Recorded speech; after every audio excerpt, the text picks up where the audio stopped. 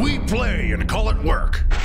Hey everybody, and welcome to the Vigilus Defiant First Impressions. I'm going to call this the First Impressions First video. Impressions, what's in the book, whatever Yeah. the heck we end up titling this. Yeah. So we just picked up Vigilus Defiant. Actually, Games Workshop sent it to us. I just picked up as the word I use. So we just got the book, Vigilus Defiant, and Imperium Nihilus, I should say. Yeah. And we've skimmed through it. I went through it once. Well, twice, actually, now, as a quick read-through. Obviously, didn't have a chance to read the fluff yet. I guess I should say obviously. You guys don't know how long I had this book before I started turning the camera on. But yeah, I haven't read all the fluff yet. It is more than half fluff. Yeah, we've just got our hands Narrative. on it. So I think what we're going to do is we're gonna break this video down to two simple things. I think I might lead the first part a little bit more, and you might lead the second part a little bit more. Because my big questions when I first picked it up is, what the heck is it? Right. So we're going to go through exactly what's in the book. Now, that doesn't mean we're going to give you every single little bit. You know, we're not going to read every word to you, but we'll give you a sense of what's in the book, what it is, and then we'll talk about kind of our opinions and our take on some specific things in here. We have some different opinions that kind of went back together near the end, as we talked about a little bit. But I am genuinely interested in everybody's opinion on this book. If you guys can weigh in on the comments below. But yeah, Josh, you opened it up. What did you think of it? So, first things first, nice, good hardcover book like G-Dub's been doing. Yeah, I like those books. I can appreciate that, but I also appreciate the fact that they're a lot heavier than the old school little thin books. Yep. So 200 pages. Now, once you crack it open here, we will break it down into basically the first, I think it was the first 115 or so pages. 115. And I feel like I'm almost doing a disservice. I haven't had the chance to read it all through yet, but we got 115 pages of the lore of what exactly they're talking about in this book. Right. So basically, for the synopsis of what I know for Vigilus is with the giant warp storm that's split the Imperium in half. Right. The cicatrix The big old rift. This is kind of one of the little linchpin zones that keeps the two halves of the Imperium together. So this is your one way to one of the few ways to get across that giant rift. Well, I'm going to just jump in for a second there on that one, because as a first impressions thing, I'm used to like big old sections of narrative, and I typically gloss over, skim over, don't even bother reading it, and I wonder how much of the community does the same.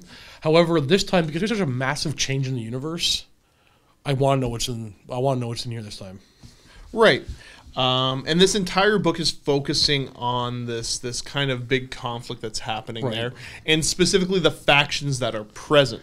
It's the first time a campaign book, personally, has got me interested in reading the actual backstory or the narrative of it all. Right. Or even the current story. Yeah, I think it's not for everybody, but I think it's very important to include in all these campaign books. So, cracking it open now to page, I guess, 116, we got the campaign rules, the start of the campaign rules themselves. And again, I feel like I'm doing a disservice to the folks that have written the lore because I haven't read it yet, but I hope it's good. Right? Because I'm hypercritical of the lore.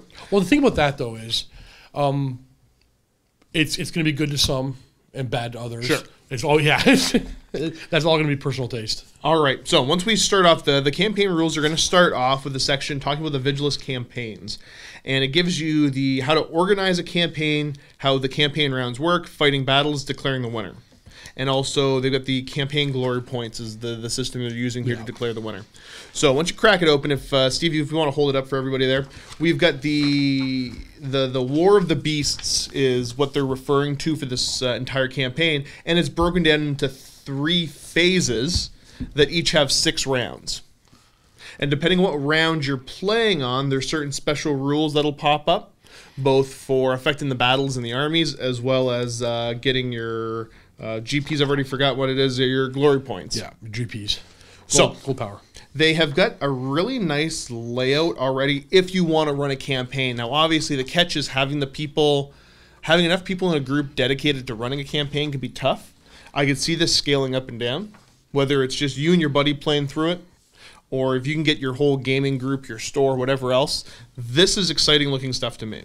This is cool. I really like this, because pushing the narrative play more and more, I've really been a fan of, because that's what's keeping the game super interesting for me. I generally wonder how many people that buy these books actually play through the campaigns. I can't ask for comments below and say, hey, you guys play the campaigns. It'll always be a skewed comment section because they would comment and say, yeah, we do. I wonder how many people do. I kind of glossed over it only because I am in a unique and lucky position to play in constant campaigns written by somebody. So I truly wonder, I don't think we'll ever find out truly how often these things get used in the gaming stores or in your basements or whatever. Right. But it's a really cool thing to see somebody write one where you can just pick it up and just play it. And I know they've done stuff in the past, but this is pretty concrete looking for a good guideline to get going. You like really pour into it? And well, you know what I mean? Like, I think it's one of those, it feels like you can crack open the book and just do it. With some of the ones I've seen in the past, it feels like you got to kind of modify, tweak everything. You still, there's plenty of room to tweak it to your own personal taste here, but there's enough that if you had a big organized group to say, we're doing this. As a skim through, to me, I think I agree. It feels more than what we've seen in the past in these campaign type things. Now, again, I haven't read it all in depth, so I don't want to like put my stamp on it. Like, yeah, there's a huge campaign. I just haven't. I don't know, but it feels like more than they've done in the past. Right. There's enough structure there Campaign-wise. that if. Because I think, again, I'm in that weird, unique position where, you know, moving forward with the bunker for MiniWarGaming, I'll be doing events and stuff like that. Something you can just take out. I look at something like this and I'm like, somebody did all the work for you. Pretty almost, yeah. I'm like, I could organize an event around this. Everybody will be on the same page. I wonder how many times you can do it again. Like, can a local store do this multiple times? Again, this is a thought popped in my head. Well, this is huge because I mean, like I said, there's 3 phases of 6 rounds each. It's 18 rounds. Potentially here. This is like, that could be a year's worth of gaming for folks, if not more. That's cool. Depending on how much you want to stretch it out, this is super cool. So if we flip through a little bit further, we're going to go to Campaigns in the Dark Imperium. Again, this is another optional one if you want to add some more stuff onto it. They give you some additional ideas, but they also give you the Nihilus events table. So again, there's a D6 chart, and each of those D6s you then roll a further D3, and there's little special rules that'll happen. I love this kind of stuff. Right. It's slowly been encroaching upon Games Workshop games. We've seen it in Age of Sigmar to a lesser degree, but I like this kind of stuff. I really do. Well, the thing is that I've been playing so much with the open war cards. I look at this and I'm like, there's more stuff to do here. So again, from me taking a more narrative stance on my games lately, and I say narrative in the sense that I don't have to be telling one big overall narrative, right? But you know, my opponent and I will talk before games more commonly now and say, who the heck are each of our forces and why are they fighting each other? And we tell a story out of it. There's good tools here to help add to that. I wonder if you can, well, how easy it would be to take some of this stuff and just bring it into like a one-off game in a store or something. Because I don't know, I'm liking what I'm seeing in the campaign route. Right. Special rules and bonus glory points, but and I think I've been missing out on the narrative kind of play here. This is cool looking stuff. Because of the nature of how we film here, my mind's kind of churning a little bit, but I'd love to do something with this. Because this could be, there's no reason that you couldn't turn the majority, if not all of your games in your gaming group into a campaign. Let's have a little bit more of a purpose of fighting other than it's, Thursday night, I'm bored, you're bored, let's play a game. But to back that up a bit, you take a game, any game you're going to play, you put 2 armies on the table, and you take 5 minutes and think of a little story, makes the game all that much better. But it's getting people to do it. And hopefully this is part of that kick. So the next we're going to talk about narrative play missions here. So they've got it broken down into 2 different mission types, the Crucible of War, Echoes of War. I'm not going to get like super in depth here. They've got a bunch of different mission special rules, some that of course we've seen before. But looking at this, so we've got another 12 narrative play missions. These are ones that don't feel super specific to anything. It's not like you've got to play, well, this one's going to be Gene Stealers versus Blood Angels or whatever. Which is a good change because we've seen that plenty in the past. Where like, here's a cool scenario, but you really should be using this and this because that's what it's. Yeah. Well, and even if it's simple to use other stuff, but if they say, oh, we designed it around this and this, then people don't use it. So I look at these missions. Pardon me, taking a sip there. I got dry mouth. Everybody's sick here right now, I think. But I look at these missions. So what they give you is obviously the armies, the how the actual battle works for scoring, everything else, the special rules. But they also give you stratagems. Yeah, like 6 per.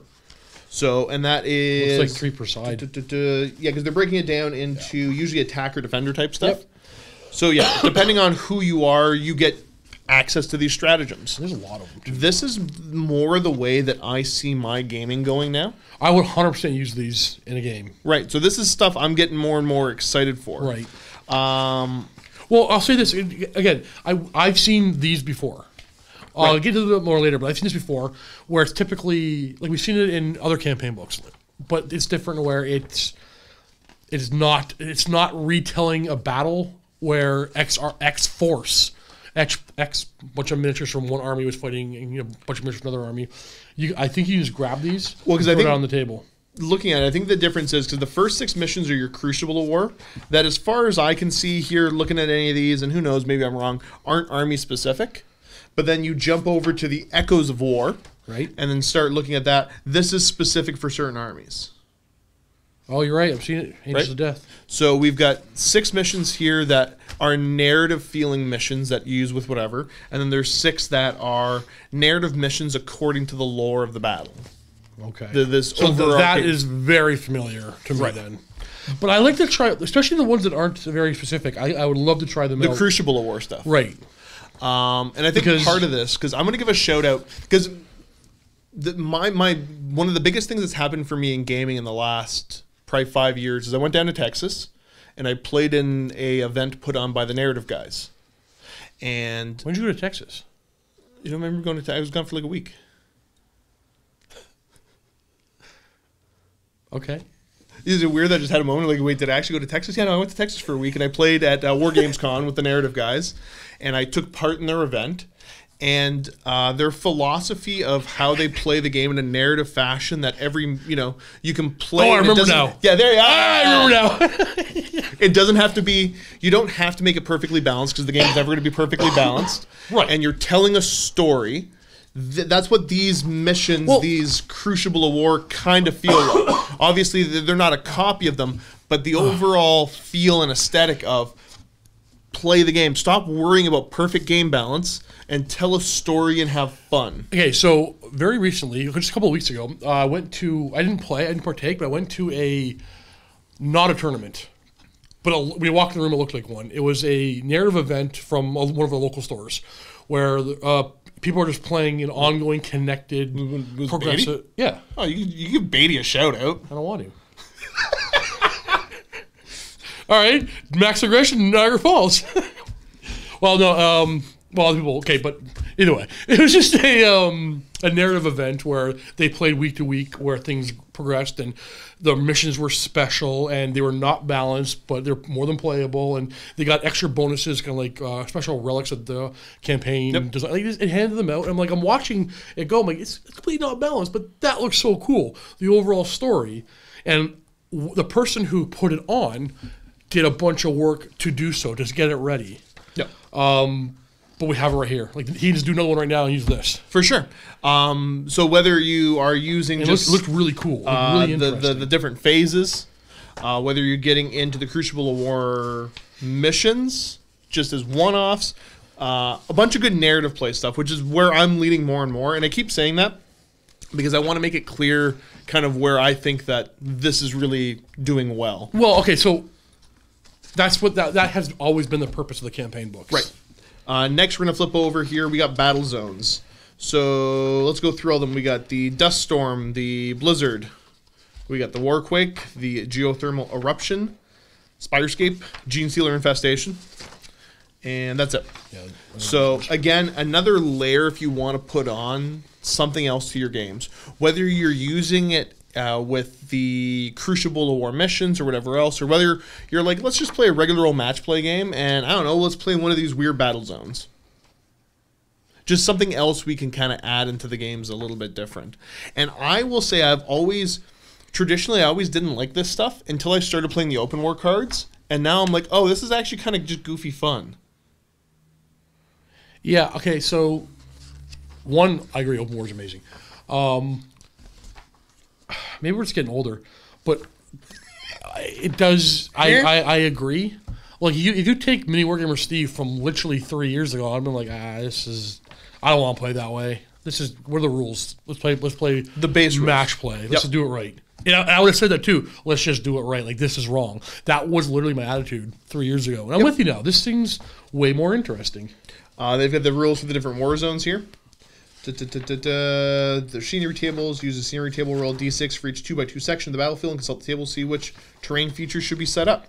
Again, we're seeing that's very similar to what we've seen in Age of Sigmar, the 2nd edition. Yep. I like them. Anytime you can play the same game twice, yet somehow a little table changes up a little thing. So we'll look real quick at the first one here, the Hyperia Hive Sprawl. And keep in mind, we're kind of going, like we've skimmed the book, but we're going a little bit deeper now. So the Hyperia Hive Sprawl. They've got a d6 chart you roll for each of the 2x2 sections, and it gives you a suggestion here on what kind of terrain to set up.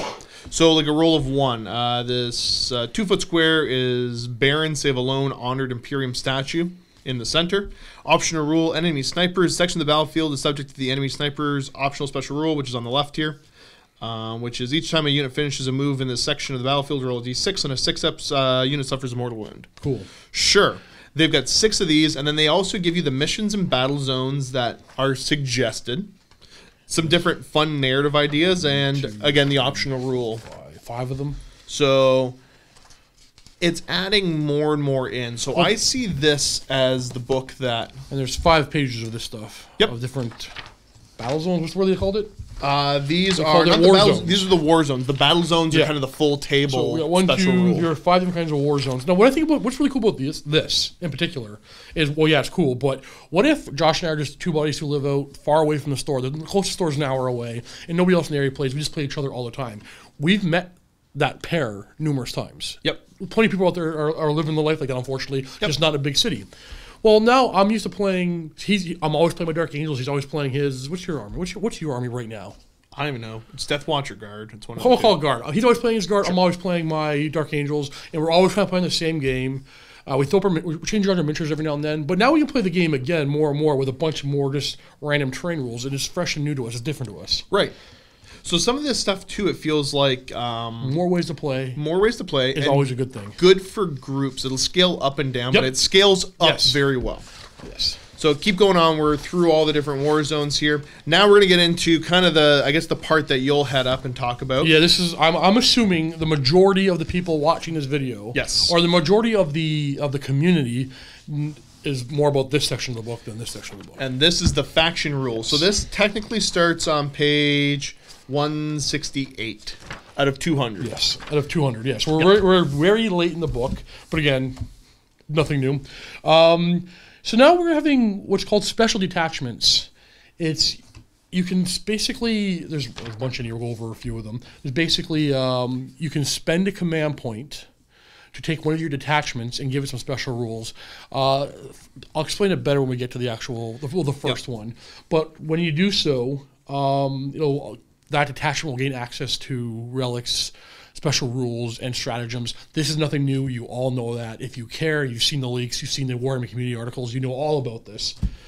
I don't think it was ever pointed out in any of the community sites, but you can also spend a command point to make one of the characters in those detachments. A field commander. A field commander, which will give them the Warlord trait from the detachment if they pay for it. Yeah. Without being a warlord. So you can get that special warlord trait for your detachment and still have your warlord, let's say it's Gilliman, and still have his warlord trait. But you have a field commander as well. Kind of cool. That's all there is about that. Before we get into them, actually just weirdly, Calgar and Harkin Worldclaimer are in between. Should we just cover those guys? Let's go over them. It's the new models that people are talking about. Yeah, let's get into it. So Primarinus Calgar, the armor of Heracles? Heracles? He went to say Heracles once and he sneezed and he didn't. He's playing it off like he didn't. Yeah, okay. That's what it's called now. It's Heracles now. So this is Gilliman Light. He's dirt cheap at 200 points. You know how we've seen Gilliman in every Ultramarines list? You're going to see this guy as well. I can't see a reason to not bring Marinus Calgar. You got a Chapter Master with Toughness 5 and 8 wounds. Yep. He's got 6 attacks and a 2-up save. Well, that's his armor. The Gauntlets of Ultramar, I think, are the same. They're Rapid Fire 2 Mastercrafter bolt guns. So strength 4, -1/2 damage. And his gauntlets, I believe, are the same. I actually should have checked beforehand, but I'm pretty sure I think it's the same. Strength times 2. They're fire fists. Yeah. Now, Master Technician, if your army is battle forged, you receive 2 additional command points if he's a warlord. Yeah. And he gets Chapter Master roll, reroll, hits with false range within 6. So he's Gilliman light. Oh, he's 4 up invulnerable save from his armor. In addition. Oh yeah. Actually, my eyes didn't want to see that again. In addition, damage is halved. Yeah. All damage suffered by him is halved. He's rounding up. Toughness 5, 8 wounds, 200 points. Takes half damage, 4 up invuln. He's pretty good. He's like still boring. I'm gonna say auto include. Yeah. Well, he's Ultramarines. When I say auto include, I'm saying like you have to bring him no matter what. Like if you're playing down if you don't bring him. He's 200 points. Yep, he's worth it. He's only moved 6. That's his weakest thing. Hide behind some units, get up there, hand out the rerolls, and punch people's faces. 200 points. And for people not familiar from the lore perspective of what happened with him, he underwent the surgery to turn a regular Space Marine into a Primaris Marine. Yeah. What that means for the lore of everything else, I don't know. I'm not going to get into it. It's funny? I actually find the old miniature a little better. He's bigger. He's got his really old pose. Yeah. I like his honor guard, though. Those cool miniatures. Well, because he's shooting a bad guy and a bird at the same time. Well, but he's a bad bird and a good guy. Maybe. Could be. Why is he shooting a good guy? I don't know. Why isn't he shooting? Why are you questioning me? I don't know why. How do you say Victrix? Victrix? I think so. Victrix Honor Guard. They're Primaris Marines with 3 wounds and 4 attacks. How expensive are they? They're 26 before... And the Power Sword and Storm Shield add another 9 points to them. Okay.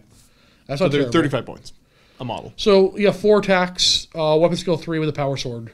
Your toughness 4 with 3 wounds, 2 up armor, and a Storm Shield? Is it Storm Shield you have? Storm Shield, yep. Yeah, 3 up armor. Okay. It's like a max? It contains 2. It contains 2. Okay. No more, no less. Cool. There's 2 of them. So I would see a whole squad of these guys being... I'm not playing with this. I can see a whole squad of these guys being difficult to deal with. That's frustrating. Lethro and Nemus.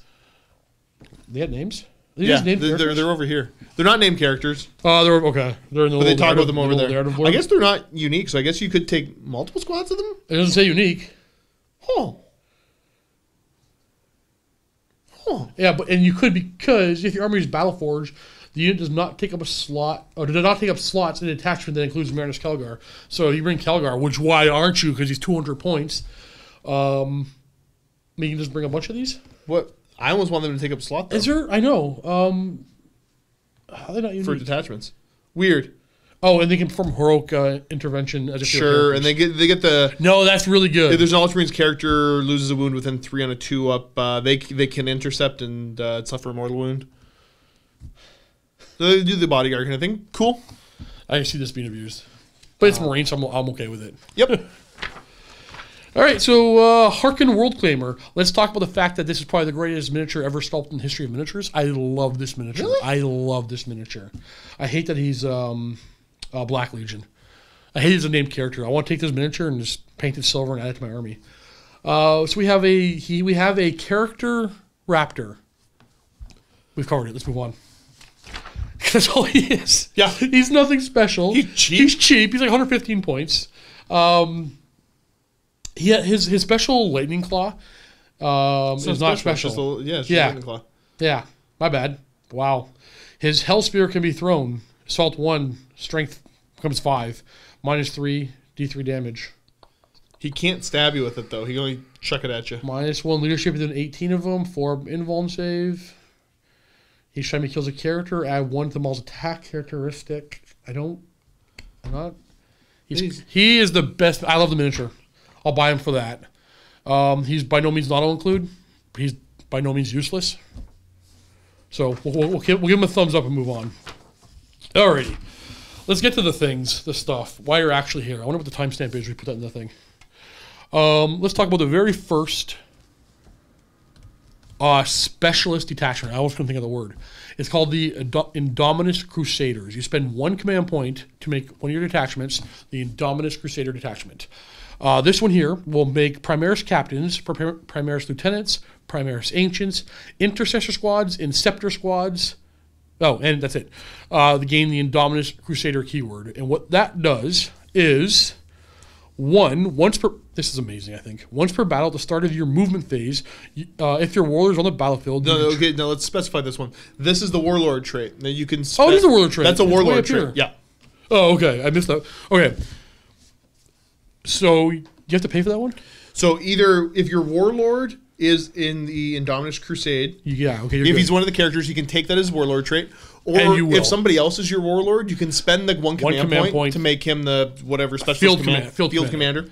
Okay, so you're taking his Warlord Trait. It's called Gray Shield. So remember, like Josh said, either your Warlord's going to have it, or you're going to spend one command point and give one character from this detachment. Though you're playing Marines, this is probably your only detachment. This is probably your Warlord. But not necessarily. Loyal 32 everywhere. Okay, once per battle at the start of the movement phase, if your Warlord is on the battlefield, you can choose for the Indominus Crusader units in the same detachment as your Warlord to gain an additional chapter tactic at the start of your next turn. Pick the additional tactic from the following: Lightning Assault, Siege Masters, Righteous Zeal, Master Artisans, Shadow Masters, The Flesh is Weak. This is the Space Marine chapter tactic. Codex Discipline's in there too. That's the Ultramarine one. Oh, gotcha. So, say I'm playing Raven Guard. For one turn, I can also have Siege Masters. I would never do that. For one turn, I can also have I already have Shadow Masters. For one turn, I have The Flesh is Weak. You can do Codex Discipline. It's pretty good. Actually, that'd be the one I would take probably. Yeah. So I think, and you'll never know till you're on the battlefield what you need, because Artisans is pretty good too. But I'm going to try to play this list with my Raven Guard, my Primaris Raven Guard list real soon, as soon as I can actually get a chance to play. I forget you had them. I'll play with my Orcs though. But I have to try this out right away. Oh, the Orc ones. Okay, either way. I'll try this out real soon. Play my Raven Guard, and one turn I'll be able to pick an additional chapter tactic for a turn, and like that at the cost of one command point to be able to do that. Well, it's one command point to make the detachment, that detachment, and then maybe another command point. It probably will be on my Warlord. Your proper Warlord. It probably would be my proper Warlord, though I have the option of giving this to another person for a command point. Okay, so beyond that, we also get a relic. Two. And oh my goodness, I'm sorry, I'm sick. Oh, excuse me. It won't go away. I know. Enemy Psykers. This is the Galtham. I'm not even Reliquary of Gathalamor. Gathalamor. Enemy Psykers must subtract 1 from psychic tests made within 18 of the bearer. In addition, if the psychic power is not successfully manifested, roll D6. On a 4+, the Psyker that attempted to manifest the psychic power suffers D3 mortal wounds. I love it. I love it. I love it. I love it. Good relics. I hate when you get these books and you get like, I'm never going to use that relic. I like this one. And we have the Standard of Ultima Founding. Primaris Ancient only once per battle at the start of your movement phase, the bearer can choose to plant this banner. If they do so, until the bear next makes a move. That's a weird way of saying it. Friendly Indominus Crusade infantry models can reroll hit rolls of 1 and rerolls of 1 whilst they're within 6 of the bearer. I will use this in my Raven Guard because now I don't have to have my lieutenants and my. It's only once per battle, but. Well, it's until he moves again. So my understanding is you can plant the banner in your movement phase turn 1, and as long as he doesn't move for the rest of the game, the banner's still there. That's, I think, why it's worded like that. I think that's the intent, right? I think until the bearer next makes a move. So, like, if you don't move, Yep. Because it doesn't say until your next movement phase. Oh, then I'm thinking of other things. I'm going to have a bunch of Devastator squads and Hellblaster squads stay in the back. Yeah. This one character covers the captain and the lieutenant all at once. Okay. At least you get lieutenants. Yeah. Now, they also have 5 stratagems you have access to that work for this detachment. Remember, you spend 1 command point to make the detachment, the Indominus Crusaders, and now the Indominus Crusaders have 5 more stratagems. Okay, so we have Liberators for 1 command point. Use the stratagem at the start of the fight phase. Pick an Indominus Crusader unit from your army. Until the start of your next turn, each time you roll an unmodified roll of 6 for an attack, that attack inflicts 2 hits instead of 1. A little Tesla light for combat.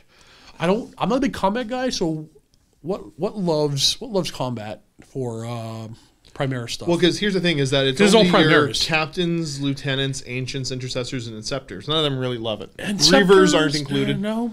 Yeah, so I like the more and more. I get happy every time I see unmodified hit roll of 6 or unmodified roll of what? I know. Unmodified roll. I'm glad to see you're going this route. There is Keep it going. There's one thing we haven't discussed yet that you kind of touched on. That's actually, let's go through this and I'll get back to that. There's a whole thing. There's a whole thing we need to discuss.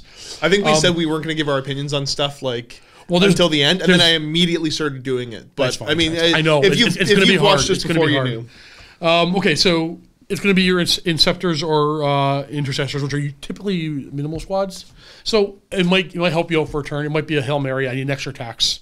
Or I need to do better. Whatever. You get some command points to blow. It's not useless, and it's not wowing me either. Veteran Intercessors, pick Intercessor Squad. The unit gets the veteran keyword for the duration of the battle. In addition, add 1 to the attack characteristics and leadership characteristics for that unit for the duration of the battle. So do you want to have 3 attack, big old 10-man squad, 3 attack of Intercessors? Or maybe Inceptors with more attacks? No, it's just Intercessors. Is it just Yep. Yep. And this is a before the battle one, so you can do it multiple times if you wanted to. So yeah, 3 attack. Yeah. Do I want to spend my precious command points on that? I like it, but I'm always at the beginning of the battle. I'm always like, do I want them in combat? Are they going to even get into combat? Their job is to shoot things, especially with the other stuff coming. So I don't know if you can use it that often. Target sighted for 1 command point as well. Actually, all 5 of them are 1 command point. Correct. Yeah, on this one, yeah. Pick a veteran intercessors unit. So you okay. So notice that. So you have to upgrade somebody with the veteran intercessors first. Yes. And then you can use this stratagem. To the end of the phase, Stalker bolt rifles Stalker bolt rifles the models in the unit are armed with gain the following ability. This weapon can target characters even if it's not the closest enemy unit. If you roll a wound roll of 6+, this weapon inflicts a mortal wound in addition to normal damage. So you basically get the sniper thing for your Stalker bolt rifles. Now, Stalker bolt rifle, if memory serves correct, it's the heavy one. It is. It's heavy 1, 36-inch range, strength 4, AP -2. Right. 1 damage. So first of all, I have to upgrade them to have more attacks, and then I have to use this stratagem to make them shoot better with their heavy weapons. They don't work well together at all, in my opinion. They're kind of cool, but no. Why? You're going to pay 1 command point. So basically, you're going to pay 1 command point for veterans, either to make them more combat oriented, or you're paying 1 command point for veterans because you think you might use target sighted later in the game because you give them the heavy weapons instead. Or you pay 1 command point to make them veterans because you don't think that much about the game, and when you built your army, you wanted to be fitting the lore that they're veterans from this crusade. But then you got to remember to give them Stalker bolt rifles. Oh yeah, for sure. Yeah, which you typically wouldn't if you made them +1 attack. Well, they just happen to be veterans. They've been fighting a bunch, so that's the lore. Sure, you found a lore way. All right, we got a couple good ones now. Bolt Storm. Pick a veteran intercessor unit from your army. To the end of the phase, auto bolt rifles that the models are armed with gain the following ability. When this weapon targets enemy units within half range, it automatically hits. Those are the assault ones. So within 10 inches of your veterans, so again, upgrade to fight better. And I think they're 24-inch range. I think they're 20. Oh, no, they're not 24. I can't remember. No, they're 24. They're 24. Yeah. So within 12 inches, you automatically hit. Goodbye, Hemlock. Not really. Still winning on 5s. Automatically hitting. I don't think we typically have a problem with Marines hitting things, but sure. It's 1 command point. Yeah, if you want to advance and not worry about hitting on floors. You have a big squad of 10, and what do you have? 20 shots? 20 shots, automatically hitting. If you skip one of the phases of... It's a 3-phase game. You roll the hit, you roll the wound, you roll the saves. Yep. If you skip one of those phases, that's all the better. All right, rapid fire, last one. Use a stratagem at the start of your shooting phase. Pick veteran intercessors from your army that's armed with bolt rifles. Change their type to rapid fire 2. Wait. Oh, to the end of the phase. So yeah, once for 1 command point for the phase, you have basically storm bolters that are 30-inch range. Yep. -1. That's the best one in my opinion. Now, all of these, it's worth noting, they all specify the start of your shooting phase. Yes. So you got to be careful how you plan stuff out. You can't be like, late in the phase, near the end of the phase, now I need them to shoot more. I typically plan out my entire shooting phase beforehand, but I see your point. But I can see upgrading the veteran intercessors for the rapid fire one, in my opinion. Everybody will have their own play styles, but that's the one I love. Yep. Making rapid fire 2 every now and then, whew. Not bad. Okay, so there we go. We went off. I ran down 1. I don't know how many we're going to go through completely. But might be 1 or 2 more that we want to go through. Let's go through. I think we're going to go through. We're going to talk about each one. Yes. We won't give you the specifics of each one, but we'll give you a sense of what they are. Yeah, exactly. Basically, I want to say that's the overall structure. So you spin a command point, make them Indominus Crusaders. You have this Warlord trait and this relic or two, and then access to a list of stratagems. That is the formula we're going to see going on. Right.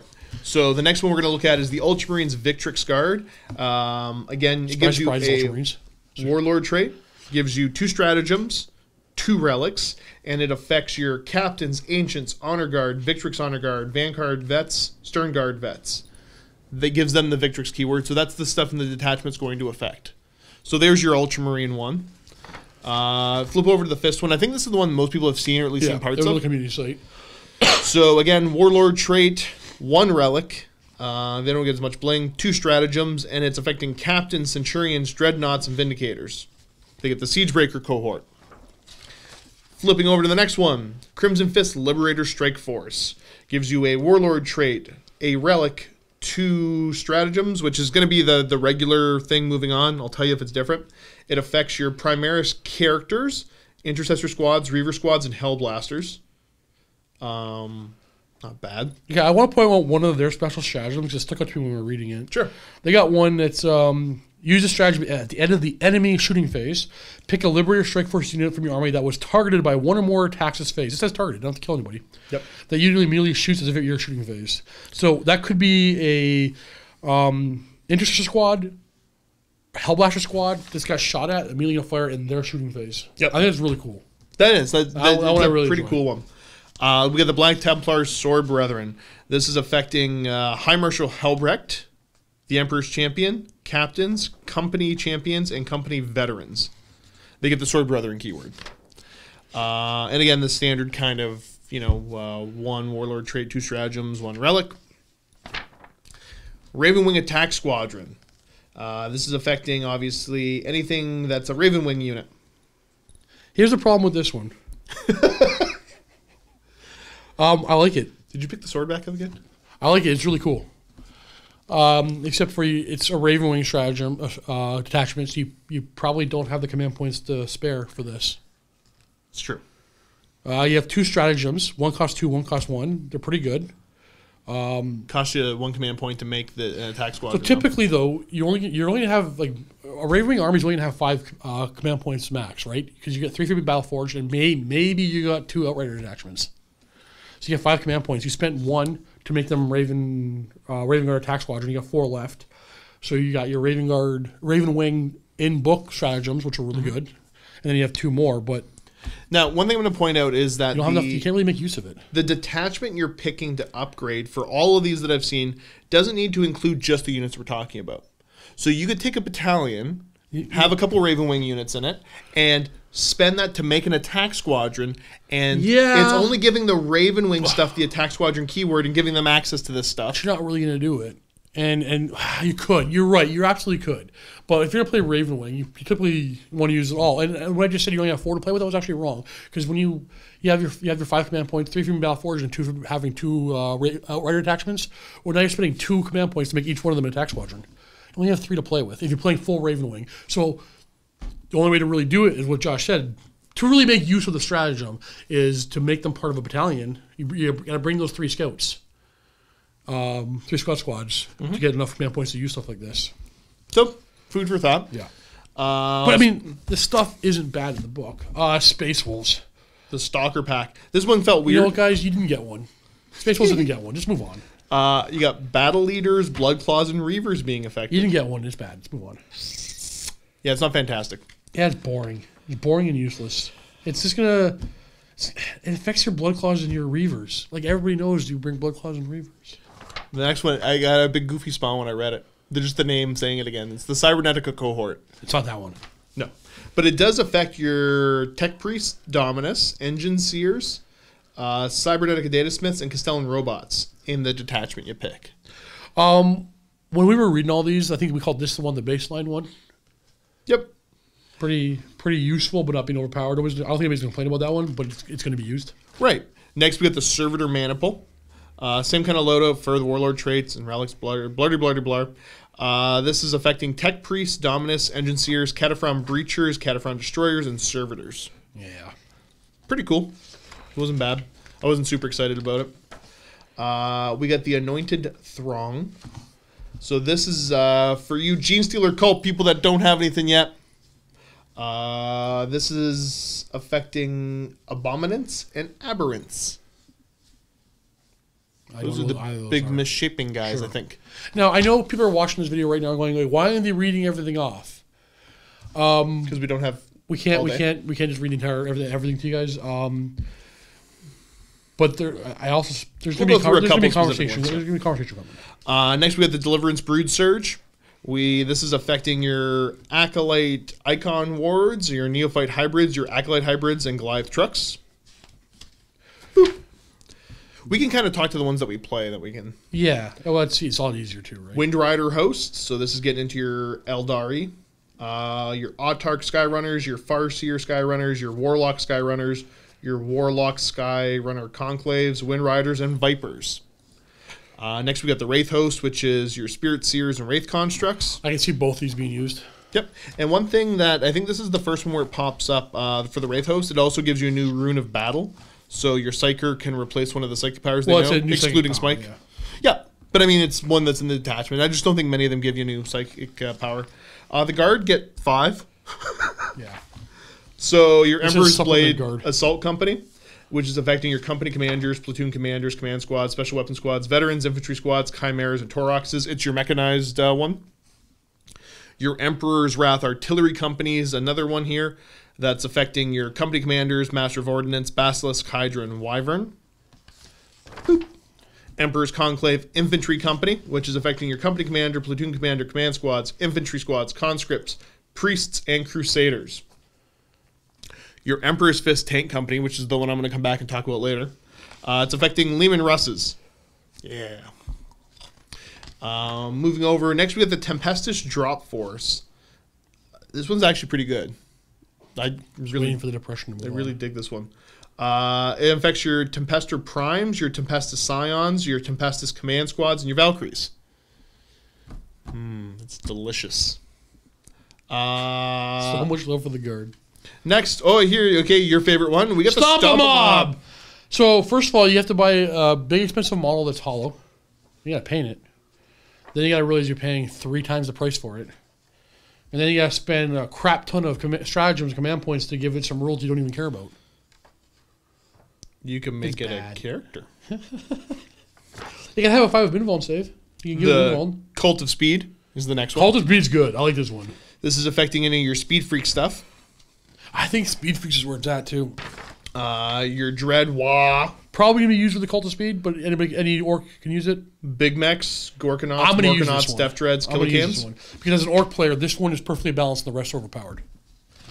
And then last but not least, we got the Blitz Brigade, affecting your War Bosses, Battle Wagons, Gun Wagons, and Bone Breakers. I'm also going to use this one because as an orc player, this one's perfectly balanced, the rest are overpowered.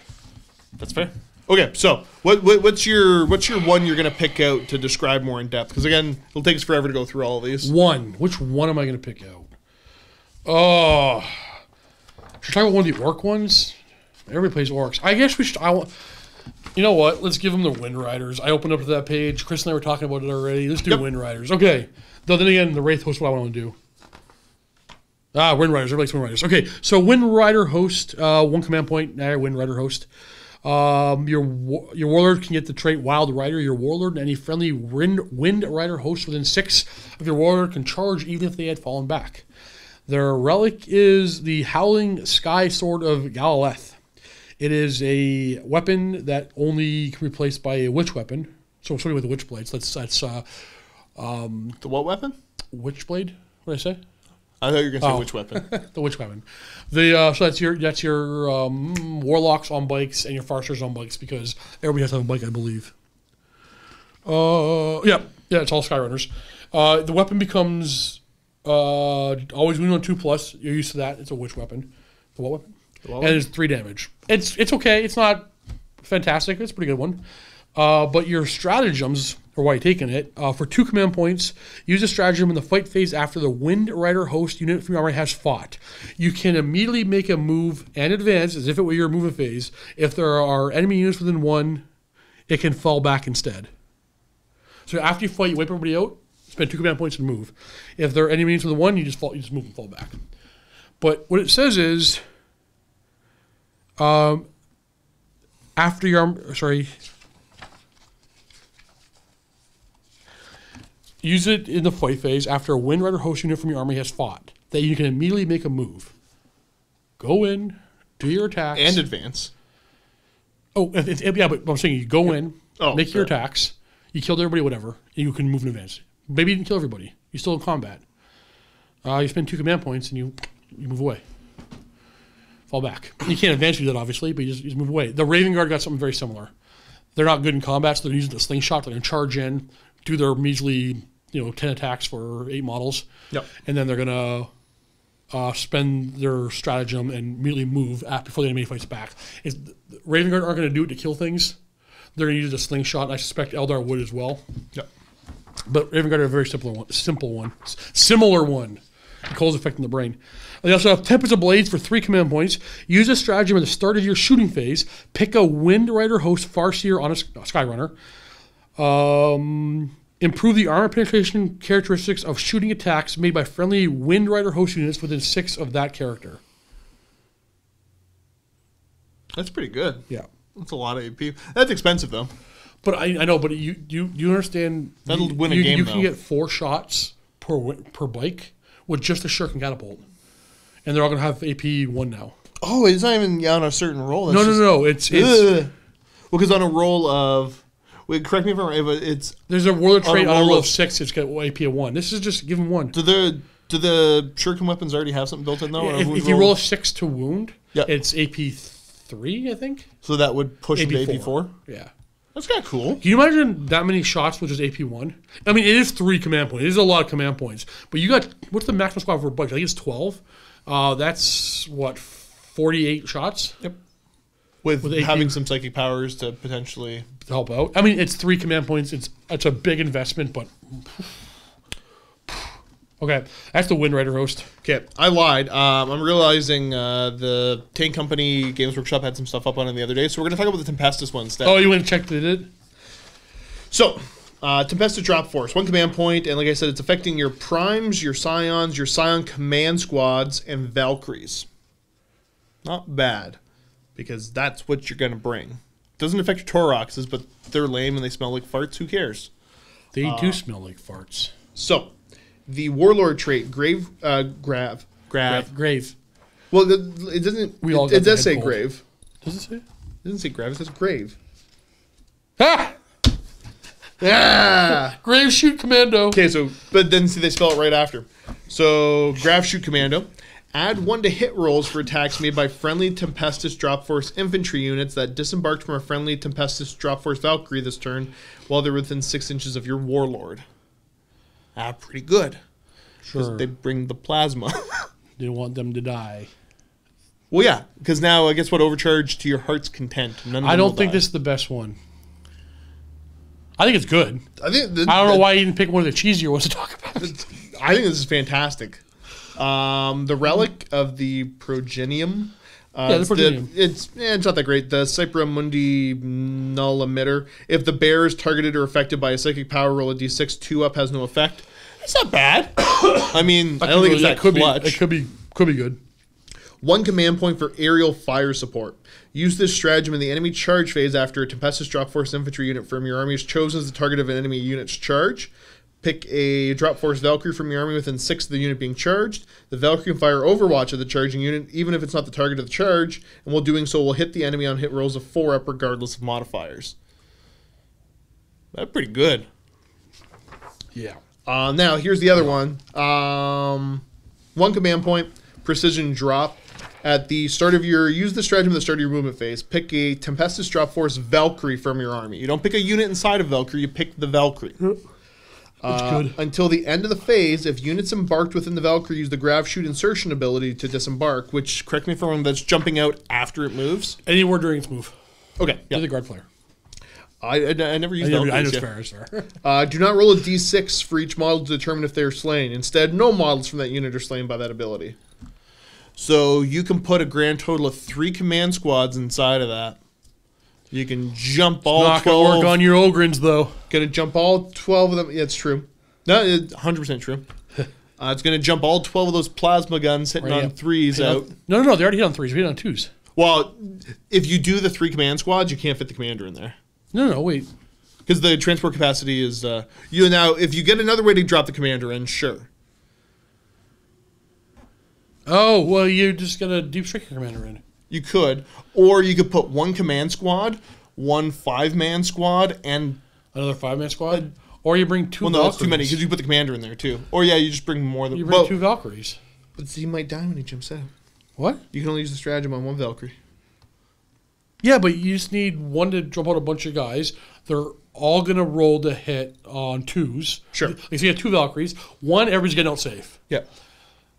But they're all going to get out. Shady. Yeah. And the Warlord's getting out, and everybody's getting on 2s. Well, I think the maximum you could do it is you could bring, for sure, 2 command squads plus... Well, we could bring a commander plus other people, too, if you want.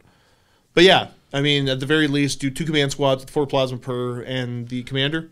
And cool. Everybody jump out and yell bang bang. I think it's good. And I don't believe anybody's going to be like, oh, that's overpowered. I think it's solid. I think it's good. I think it's usable. I think it's going to be used. And I don't think anybody's going to complain about this. We'll talk about that later. Okay. Maybe we'll move on to that now. Because, I mean, that's the book in a nutshell. Okay. So, now we're going to get into some opinion pieces. So, first of all, Josh, forget everything we discussed. What was your first impressions going through the book the first time? Going through the book the first time?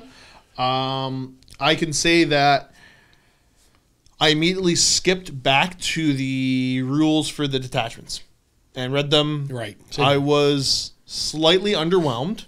Okay. And then I went back and looked at all the additions when it comes to adding more narrative stuff to your games and more narrative ways to play, and I got excited for the book. Okay. So, now, I'm not going to explain everything. I'm gonna release this jumble in my head in parts. So bear with me. I'm gonna take you down the roller coaster of my thoughts as I went through this, because it changes a few times as I go through my thought process. I go through this book the first time, I'm like, wow, this is extremely familiar. Mm-hmm. I've seen this 6 to 8 times in 7th edition. I've seen exactly this. This looks very, very familiar to me. This is the exact formula. This is the exact way they put the books together for all their campaign books in 7th edition. That book that released a bunch of formations. Yep. Formations that ruined the game. Formations that were ultimately the problem, where by the end of 7th edition, nobody here at MiniWarGaming wanted to play 40k anymore. We were done with the formation nonsense. We were just done with the game.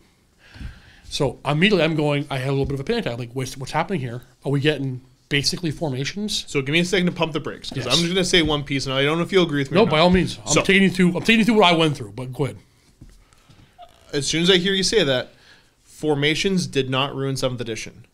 What certain players decided to do with formations ruined 7th edition. I disagree with that statement. Let me explain why. Though there's nothing but truth in that statement. Once you allow something, people start to do it. The more people start to do it, the more it becomes accepted. By the end of 7th edition, everybody was doing it. It was the game. You following? I understand what you're saying. Just like soup. Everybody knows. Well, I don't like soup. There are guys who I've played with since 7th edition, early 7th edition, that have always been just a fun player. This is narrative, and I don't want to play this list. And now bring in completely different types of lists that are like, wow, that's way up there. But that's the way they're playing in the store he's playing at. Mm-hmm. That's the way they're playing where he's playing. They don't do the fun stuff anymore. They're only doing this. This is the accepted stuff. That's fine. I accept that's where the game is going. But if this is the way the game is going? This is the way the game is going. Again, like we can say, I went double check to see if I was wrong. I went and got a bunch of them out. Exactly the same thing. A handful of formations that are garbage. A few gems that end up defining metas. I think I've seen the exact same thing in here, with some differences. But this is where I'm first at, right? I'm seeing a bunch of specialist detachments that'll probably never get play. Okay, and I'm seeing a couple of like, wow, I can see that's going to get abused. I can see exactly what people are going to do with that one. And to clarify, we're talking about in the match play tournament scene. You're going to see them being used and abused. Forget tournament play. Okay. I'm talking about match play. Okay. Yep. I don't care. Whatever the tournament guys do, I don't care. But the problem is, in my opinion, and again, I think most people agree with me, is whatever organized play, whatever becomes accepted in organized play, bleeds down into match play. It does. Organized play has far more control over the two guys in the basement, or the average person who comes in here from MiniWarGaming for bat rep, than most people want to admit or realize. Whatever's accepted in match play bleeds down. Sorry, organized play bleeds down into match play. As much as I did not want to accept that, people have made it painfully clear to me, like, yeah, you have to accept that that's where this is going.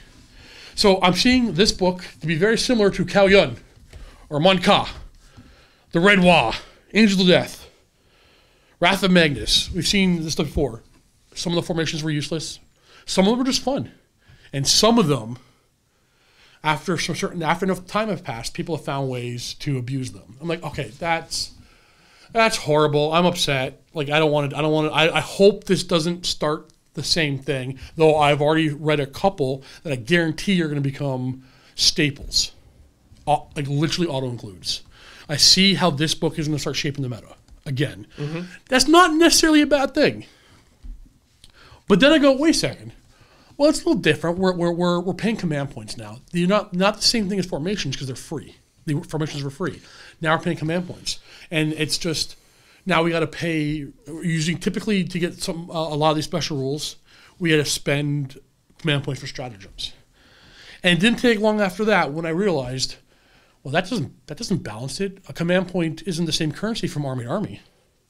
Yep. A command point is worth a heck of a lot more to a Space Marine than it is a Guardsman. Like I said, the Raven Guard, I'm going to play it, but I can't really make use of it because Raven Guard or Wing? Sorry, Raven Wing. I can't really use it because I'm not going to have the command points to really use it. The Indominus Crusader, is that what it's called? The first one with the Space the Marines? Indominus Crusaders, yeah. Again, I'll have more command points with that list. I'll probably have 8, and allow me to play around with it a bit. But I know already the Guardsmen are going to have more than they need. They're going to do whatever they want. I see this as supplement Guardsmen. Orcs are going to love it. There's some good ones for Orcs. Eldar are going to be fun. Eldar are going to like it. But a guard, the biggest boon for all the factions in this book is for Guardsmen. Right. They're going to have more of this book than anybody else. Orcs are going to do fine with Orcs. Orcs are going to love it. Eldar are going to love it. Primaris Marines, I love it as Primaris Marines. But I play Primaris and I play Orcs. I'm calling those ones not overpowered. I'm calling the Eldar and Ashmal Terramon overpowered because I don't play those. And I think that is how it's. That's the attitude that you get. Yeah. I know that's the attitude that's going to be taken by I'm not going to say much community, but the vocal community. And it's going to start. In my opinion, it's going to start poisoning the well. Right. So we're going to start hearing the complaints about the Ashmal Terram cheese in this. Right. And once we see organized play, find out how they handle it. How they handle it will define how people are playing match play games. And like I said, bear with me. I'm still on this roller coaster. I'm still going places. Yeah. This is this is where I'm at. Not right now. This is where I'm here. So how do you feel about where I'm at this point? So I agree with you for the most part, but like I said, you kind of touched on my next thought here was it's going to get. We're going to see how ITC, who has way more control over the game right now than they did in 7th, how they handle this, if at all. So I can say I am in this weird position of power that I have people that choose to come in to play against me specifically, or to play here at the company, and we can take the mindset of, I don't really care what the ITC guys are doing nowadays. Let's play this way. Because ITC doesn't use open war. But allow me to, people, respectfully, are not watching reviews on Vigilus Defiant because they care about how Josh's games are going to go. I'd like to think... I'm purely talking... Because we have very unique experiences. Yeah, very much. Honestly, this is different for me and Josh than it is for most of you. Correct. We have way more control over... it's very different. We do realize that. It's very... my point of views are only coming from, like, what if I'm just a regular guy, right? Yeah. That was weird. That was arrogant. What I mean is just a guy playing in a store. Did you see that? Did you see that TwitchCon guy talking about how he was better than all of his subscribers? No, that's horrible. That clip? I'll show you that clip He after. doesn't exist with subscribers. No, what I mean is I have a lot of control over who I play, what kind of game we play. I have a lot of control over that in my day to day. Whereas two people in the store, not necessarily. So you're going to play like the example I gave you. Josh and I are buddies, store buddies. We don't always hang out. We're store buddies, right? And we usually play each other inside our local Max Aggression store. I know he plays guard. I know they're up there, but I also know that my buddy Josh can play down and not be a complete tool and make just a cheesy thing. And I'll play with one of my weaker armies or one of my better armies. It doesn't matter. I know I want to play this guy. But the second he pulls out Vigilus Defiant and he's playing guard, I'm like, oh, well, there's going to be something in there that, whether I'm right or not, I'm going to consider it cheesy. For sure. And it's the perception. Perception versus reality is always the thing, right? And that's exactly where I'm going next. So I guess what I'm trying to do more and more, and I realize I've been doing it more and more, is I've been trying to use my somewhat privileged position right, to push to the viewer base, play the game you want to play. True. If you know what, if you're not an ITC tournament player, and the stuff that's happening in that, you're finding you're losing interest in the game, negatively, impacting it, stop caring about it. The two biggest things for me in gaming, I've been gaming for like 16, 17 years. They both happened in the last year and a bit. And it was when I finally got bored enough that not even bored, frustrated enough with the game that I'm like, screw the rules, screw all this, whatever. We're going to use open war cards. I still like the match play rules, but we're going to use some open war cards. We're going to play some goofy games. And then it worked really well. And I went, that was a weird fluke. And then I did it again. And then I haven't stopped doing that. I'm having a lot more fun. So I guess what my push is, somebody cracks open this and they see this unbalance, whatever, like this formation, I'm playing guard, you're playing your whatever that doesn't have access to a formation, or it's one of the worst ones. And you're like, I don't want to play this depressing. Well, do you know what? Take this book, say, well, let's forget about that for now. Let's start playing, let's do one of these weird war zones or something like that. I'm following you. And eventually, what I'd like to see is more and more people get to the point where, because I can say with complete confidence, and believe me or not, whatever, Deathwatch get nothing out of this.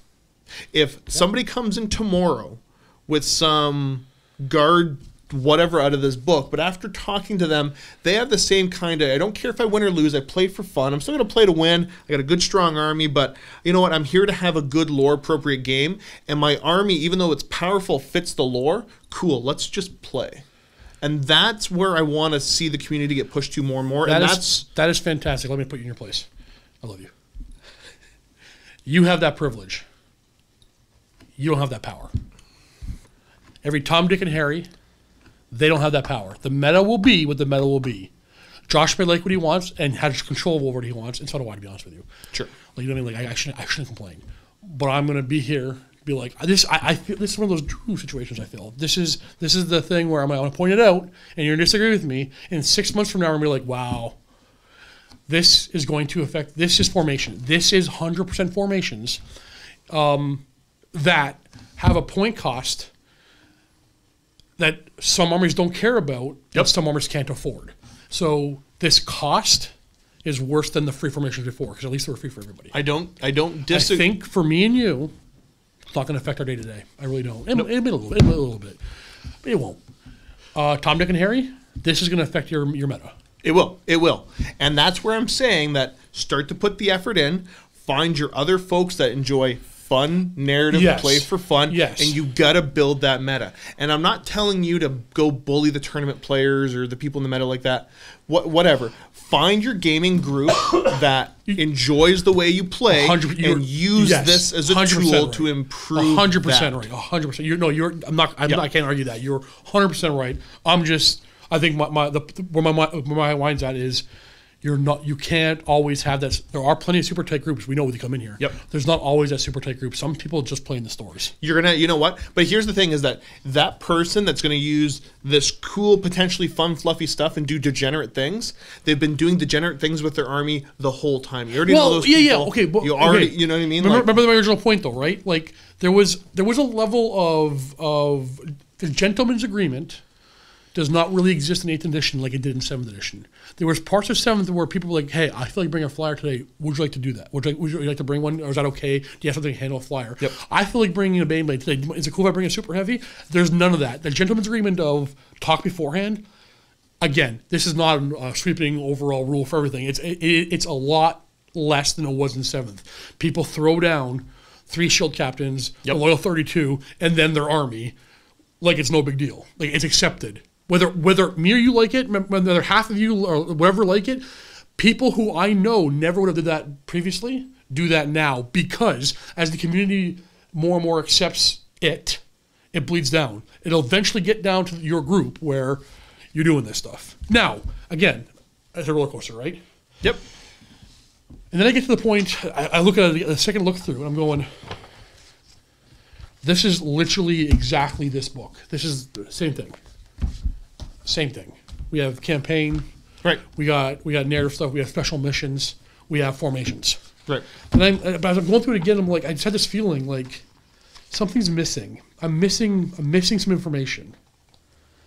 And I had this strong feeling of maybe I shouldn't have an opinion yet until chapter approved comes out. Right. Because there's another book that should be hitting soon. I'm worried about like everybody. This is what you should think about this book. I feel like I have half the information. Yep. I wonder how many, if any, changes. Okay, so it's not going to happen. Let's say all Marines drop 30% in points. Not going to happen. Well, all of a sudden, everything I said about how many command points can you afford changes. Mm-hmm. So I would like to revisit this book after Games Workshop FAQ comes out in a couple of weeks because they do it all the time. I like to readjust it after chapter approve, and I like to see how everything fits together. I just look at them like I have a piece of a puzzle. Yep. And I've never felt that way before as I go through these books one time, but we know chapter proof is right around the corner. Yeah, I feel like I don't have all the information to have you know where if you saw my roller coaster where I'm at. Yep. Like, maybe it's just hope. Maybe I got this little glimmer of hope of chapter proof will kind of adjust a lot of this stuff. Yep. But a command point is the currency in this book. For Guard, it's worth $1. For Marines, it's worth a penny. I still go back to the whole, it's still a social contract every time you agree to a game, and then in my opinion, it used to be not so much now. I'm trying to bring that back, and like you said, it's a piece of a puzzle. Yeah.